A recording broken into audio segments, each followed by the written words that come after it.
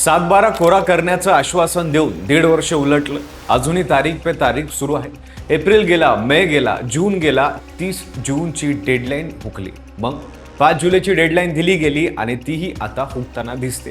एका बाजूला सरकार सांगते कर्जमाफी होणारच आहे आणि दुसऱ्या बाजूला शेतकरी नेते रस्त्यावर उतरून सरकारला ज्या विचारतात. नेमकं झालंय तरी काय की महाराष्ट्रातल्या 56 लाख शेतकऱ्यांची कर्जमाफी पुन्हा पुन्हा लांबणीवर पडते. सविस्तर पाहू या व्हिडिओच्या माध्यमातून. नमस्कार, मी पंकज जान. तुम्ही पाहताय कसं काय. महायुती सरकारनं विधानसभा निवडणुकीत शेतकऱ्यांना मोठं आश्वासन दिले होते. त्यात सातबारा कोरा करू हे सुद्धा आश्वासन होतं. त्या आश्वासनाला पूर्ण करण्यासाठी मुख्यमंत्री देवेंद्र फडणवीस यांच्या अध्यक्षतेखाली झालेल्या राज्य मंत्रिमंडळाच्या बैठकीत पुण्यश्लोक अहिल्यादेवी होळकर शेतकरी कर्जमुक्ती योजना 2026 ला मंजुरी देण्यात आली. या योजनेला लोकमाता अहिल्यादेवी होळकर यांचं नाव देण्यात आलं, कारण त्यांच्या त्रिशताब्दी जयंती वर्षाचं औचित्य साधून ही योजना सुरू करण्यात आली आणि जलव्यवस्थापन व कृषी विकासात अहिल्यादेवींनी दिलेल्या योगदानाचा गौरव म्हणून त्यांचं नाव या योजनेला देण्यात आलं. योजनेसाठी तब्बल 36,585 कोटी रुपयाचा निधी मंजूर करण्यात आला आणि याचा फायदा राज्यातल्या जवळपास 56 लाख शेतकऱ्यांना होणार असल्याचं सरकारने जाहीर केलं. एवढ्या मोठ्या रकमेची कर्जमाफी जाहीर होणं हे राज्यातल्या आर्थिक तुटीच्या पार्श्वभूमीवर मोठी आणि धाडसी घोषणा मानली गेली. पण मंजुरी मिळून महिने उलटले तरी प्रत्यक्ष अंमलबजावणी मात्र सतत रखडत गेली आणि सरकारने दिलेल्या डेडलाईन एका मागोमाग एक हुकत गेल्या. योजनेचा रचना 3 भागात करण्यात आली आहे. पहिला भाग म्हणजे ज्या शेतकऱ्यांची 1 एप्रिल 2019 ते 31 मार्च 2025 या कालावधीत घेतलेला पीक कर्जाची थकबाकी मुदत आणि व्याजसह 2 लाख पर्यंत आहे, अशा शेतकऱ्यांचं कर्ज पूर्णपणे माफ केलं जाणार आहे. दुसरा भाग म्हणजे ज्यांची थकबाकी 2 लाखापेक्षा जास्त आहे त्यांच्यासाठी वन टाइम सेटलमेंटचा पर्याय ठेवण्यात आला आहे. म्हणजे जास्तीची रक्कम शेतकऱ्यांना स्वतः भरली तर उरलेले 2 लाख रुपये माफ होतील.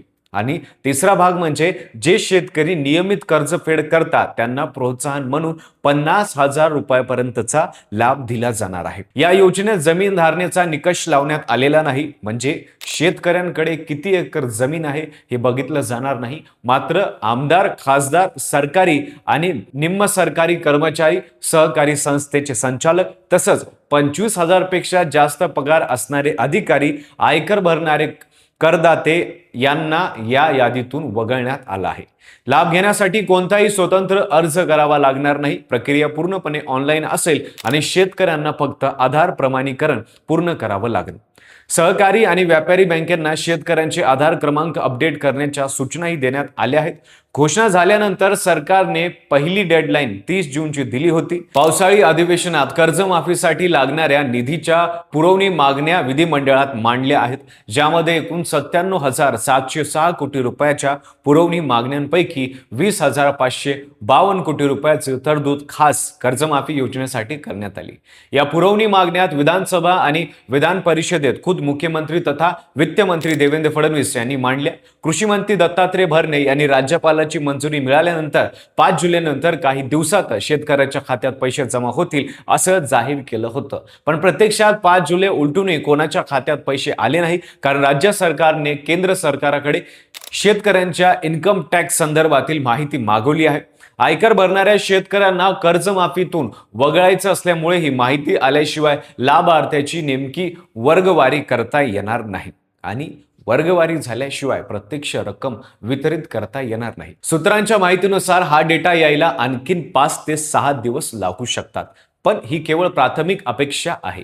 याबाबत कोणतीही अधिकृत हमी अजून सरकारने दिलेली नाही. याआधी लाडकी बहीण योजनेसाठी आयकर विभागाकडून असाच डेटा मागवण्यात आला होता. तेव्हा तो डेटा यायला तब्बल 4 महिने लागले होते.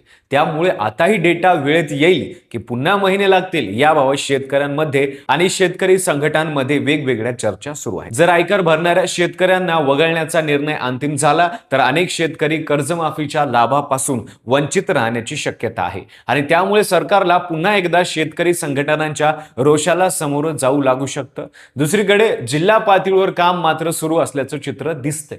धाराशिव जिल्ह्यात जिल्हा मध्यवर्ती सरकारी बँकेने 2 जुलैपर्यंत 7,619 शेतकऱ्यांची कर्ज खाती पोर्टलवर अपलोड केली, ज्याची एकूण रक्कम 53,16,00,000 रुपयाच्या घरात आहे. छत्रपती संभाजीनगर जिल्ह्यातील सुमारे 1.80 लाख शेतकरी कर्जमुक्त होणार असल्याची माहिती समोर आली. म्हणजे प्रशासकीय पातळीवर याद्या तयार होत्या, पण प्रत्यक्ष पैसे शेतकऱ्यांच्या खात्यात जमा होण्याची प्रक्रिया मात्र केंद्राच्या डेटावर अडकून पडली आहे. या उशिरामुळे शेतकरी संघटनांचा संयम आता सुटू लागलाय. शेतकरी नेते रविकांत तुपकर यांनी काही दिवसांपूर्वी आंदोलन करत सरकारवर जोरदार टीका केली. विधानसभा निवडणुकीत 7-12 कोरा करण्याचं आश्वासन दिलं गेलं होतं. आता निवडणुकीला 1.5-2 वर्ष होत आली तरी सरकार कर्जमाफीबाबत चालढकल का करते असा सवाल त्यांनी उपस्थित केला. डेटा तयार नव्हता तर आधी 30 जूनची आणि मग 5 जुलैची तारीख का दिली गेली असा थेट प्रश्न त्यांनी सरकारला विचारला. शेतकऱ्यांच्या मनातून एखादी व्यक्ती उतरली की त्या व्यक्तीला शेतकऱ्यांचा तळतळाट लागतो असा इशाराही त्यांनी दिला. दुसरीकडे काँग्रेस नेते नाना पटोले यांनीही सरकारवर हल्लाबोल केला. सरकार सतत तारीख पे तारीख देते, याचा अर्थ राज्याची आर्थिक स्थिती किती बिकट आहे हे समजून घ्या असं ते म्हणाले. जवळपास 25% शेतकऱ्यांचीच कर्जमाफी होईल आणि 75% शेतकरी यातून वळगले जातील अशी भीती त्यांनी व्यक्त केली आणि कर्जमाफी सरसकट द्यावी अशी मागणी केली. सध्या स्थिती अशी आहे की योजनेची घोषणा होऊन मंत्रिमंडळाची मंजुरी मिळून आणि निधीची तरतूद होऊनही प्रत्यक्षात लाभ शेतकऱ्यांच्या खात्यात जमा व्हायला अजून वेळ लागणार आहे. सरकारकडून सांगितलं जाते की केंद्राचा इन्कम टॅक्स डेटा मिळाल्यानंतर शेतकऱ्यांची अंतिम वर्गवारी होईल आणि त्यानंतरच पैसे वितरित केले जातील. काही अहवालांमध्ये जुलैच्या दुसऱ्या आठवड्यापर्यंत ही प्रक्रिया सुरू होईल असा अंदाज व्यक्त केला जातोय, पण सरकारकडून याबाबत कोणतीही ठोस अधिकृत तारीख अजून जाहीर करण्यात आलेली नाही. दुसरीकडे प्रशासकीय पातळीवर मात्र तयारी वेगाने सुरू आहे. सहकार आयुक्त आणि निबंधक कार्यालयाकडून सहकारी आणि व्यापारी बँकांना शेतकऱ्यांचे आधार क्रमांक अद्ययावत करण्याच्या सूचना दिल्या गेल्या आहेत आणि जिल्हा उपनिबंधक कार्यालयाच्या माध्यमातून जिल्हानिहाय मात्र शेतकऱ्यांच्या याद्या पोर्टलवर अपलोड करण्याचं काम सुरू आहे. एखाद्या शेतकऱ्याला आपलं नाव लाभार्थी यादीत आहे की नाही हे तपासायचं असेल तर तक्रार असलेल्या जिल्हा अधिकाऱ्यांच्या अध्यक्षतेखालील जिल्हास्तरीय तक्रार निवारक समितीकडे दाद मागता येईल अशी सुविधा सरकारने ठेवली आहे. पण मागच्या 2 हेडलाईन ज्या पद्धतीने हुकल्या ते बघता शेतकऱ्यांचा सरकारवरचा विश्वास कमी होत चालल्याचं शेतकरी नेत्याचं म्हणणं आहे आणि जोपर्यंत प्रत्यक्ष पैसे खात्यात जमा होत नाहीत तोपर्यंत कोणतीही घोषणा फक्त कागदावरच राहील अशी भावना शेतकऱ्यांमध्ये आहे.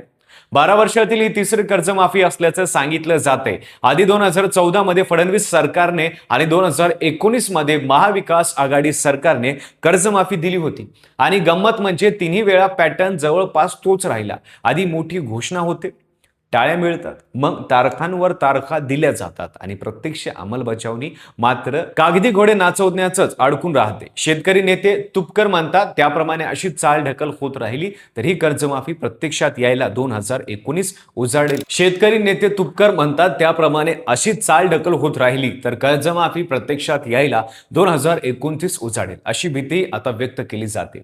एका बाजूला सरकार सांगते की प्रक्रिया पारदर्शक आणि गतिमान पद्धतीने राबवली जाते, तर दुसऱ्या बाजूला शेतकरी अजूनही आपल्या खात्यात पैसे कधी जमा होणार याची वाट बघताय. शेतकऱ्याच्या 7-12 वरचं कर्ज कधी खरंच कोरं होणार की ही फक्त निवडणुकापुरती दिलेली आश्वासनं ठरणार हा प्रश्न आता महाराष्ट्रातल्या प्रत्येक शेतकऱ्याला पडलाय.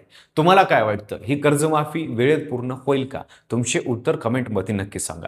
व्हिडिओ आवडला असेल तर लाईक करा, चॅनलवर नवीन असाल तर चॅनल सबस्क्राईब करायला विसरू नका आणि पाहत राहा फक्त कसं काय.